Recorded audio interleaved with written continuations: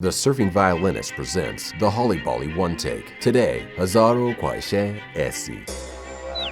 Hazaaron Khwaishein Aisi is my favorite film of the Delhi Film Marathon. It's a masterclass in class warfare in a post-communist globalized world. The film is a tragic social commentary, and on that basis, I give it 5 out of 5 stars. When comparing Hazaaron Khwaishein Aisi to films of a similar genre, I would put it above the Western film Syriana, a film too blinded by its own sentiment to provide the viewer with more than a few questions to ask themselves when looking at the mess that has become interventionist foreign policy in the Middle East. Hazaaron Khwaishein Aisi doesn't just raise some doubts about numerous ideologies, it smashes them to bits. I would put it below Caché, one of Michael Haneke's masterpieces, because that movie, if you haven't seen it, you need to force yourself to sit down and watch it and ask yourself, why is this important? Just keep asking yourself that question, then read the headlines from today's news and go back and read the plot summary on Wikipedia. If it's not clear at that point why the film is a prophetic piece of art that must be heeded, then I can't help you. I'd put Hazaaron Khwaishein Aisi on par with one of Haneke's other films, Code Unknown, which though is better shot and more artistically executed, is probably too opaque to have the kind of impact that Hazaaron Khwaishein Aisi can, and I think both of the films succeed at their genre goals to a similar degree. The film paints a picture of unsettling complexity that is not easy to pin down, and it is this honest rigor that keeps the film from sliding into silly one-shot solutions to millennia-old problems. The film is the perfect antidote to the idolatry of sentiment. Whatever the political affiliation and fundamental fear or fundamental version of naive idealism we hold, that idolatry of sentiment wears a different face. For progressive Americans in 2008, it wore this image. For naive yuppies throughout the world for the last few decades, it has worn this image. For proponents of nonviolence the world over, it has worn this image. For a certain brand of hopeful Indians, it has worn this image. And for a certain brand of first world problem sentimentalists in America,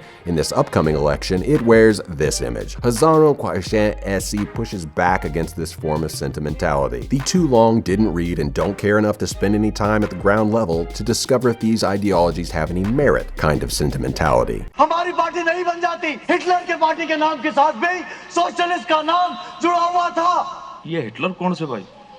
मारेगा को तो मैं भाई। And in the climax, this movie becomes a world-class film. If the execution in cinematic terms is not on par with a Fargo or a Seven, the climax, in my opinion, is. It's the kind of gut-wrenching climax that is not only visceral, but is actually saying something about human nature and the raw reality of selfish concern when stripped of its social pretensions. When it comes to areas of improvement, the film's dependence on written letter narrations is a bit confusing at first, but is not a big problem in the long run. On the emoticonometer, I give this film a shocked emoticon at the top of my emoticonometer, and when Melissa and I averaged our rankings together, it comes in 7th out of 30th in our Delhi Film Marathon. What are your thoughts about Hazaaron Khwaishein Aisi? Let us know in the comments and let us know your least favorite and favorite films that were shot in Delhi or were about Delhi. There are 6 more films in our Bollywood and Delhi Film Marathon. Tune in Monday to see what film ends up 6th on our list. We're taking the weekend off because we have an episode of American Indian to finish. In the month of November, we will be releasing a review a day counting down the 30 films my wife and I watched that were shot in Delhi, culminating with the release of our American Indian episode celebrating Bollywood's cinematic love for Delhi, releasing publicly November 30th.